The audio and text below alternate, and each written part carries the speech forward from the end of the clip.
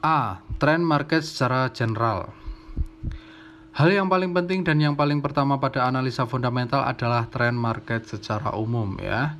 Ini dikarenakan ibarat arus di sungai, kita harus melihat arah arusnya kemana. Kita akan kelelahan apabila mencoba untuk melawan arus. Melawan arus memang tidak selamanya buruk, tapi akan lebih baik kita memfokuskan tenaga kita sesuai arus, sehingga kita tidak perlu membuang-buang waktu, energi, dan secara emosi terganggu dikarenakan ketidakmampuan kita dalam melihat kemana arus uang yang sedang mengalir. Lagi pula arus yang kencang akan malah banyak merugikan kita. Makanya kita perlu melihat arusnya kemana, apakah naik atau apakah turun. Analisa fundamental yang satu ini juga sangat bisa digunakan pada aset-aset yang lain seperti saham ataupun emas, dikarenakan setiap aset bermuara atau berpusat pada indikator-indikator yang saling berkaitan.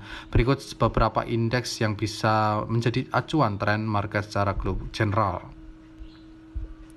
Pertama adalah DXY, Dollar Currency Index. Di market yang sudah matang ini, liquid dan memiliki market cap besar, DXY sangat berpengaruh terhadap pergerakan harga yang terjadi ini dikarenakan dolar sebagai center of world currency telah dirumuskan formula yang menggabungkan beberapa kurs. Euro Swiss, Swiss francs, Japanese yen, Canadian dollar, British pound, dan Swedish krona dengan kekuatan dolar AS. Indeks dolar AS penting baik untuk market itu sendiri dan sebagai indikator kekuatan relatif dolar AS di seluruh dunia. Ini dapat digunakan dalam analisis teknikal untuk mengonfirmasi tren yang terkait dengan pasar berikut. 1. Harga komoditas dalam US dollar, pasangan mata uang yang menyertakan dolar AS seperti yang digunakan untuk menghitung nilai indeks, saham dan indeks Bitcoin semenjak market cap 500 miliar dolar.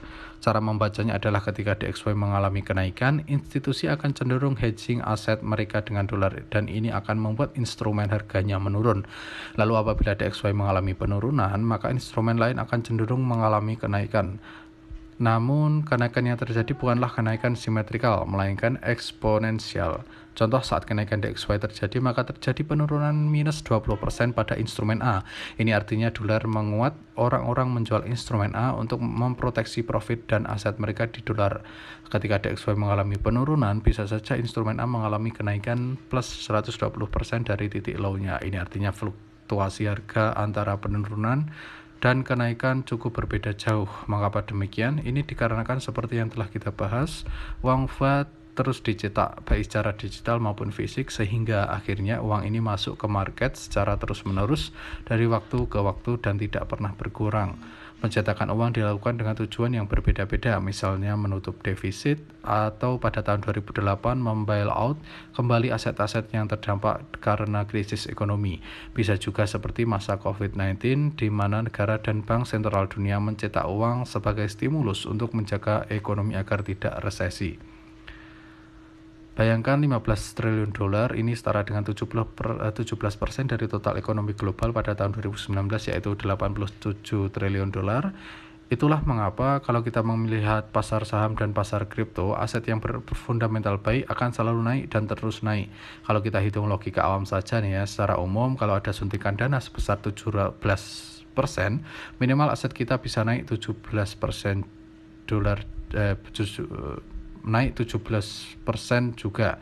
Nah, beberapa aset bisa naik lebih dari ini karena secara di lapangan uang ini terpusat di beberapa aset tertentu yang dipandang publik punya potensi cerah, ya salah satunya adalah Bitcoin.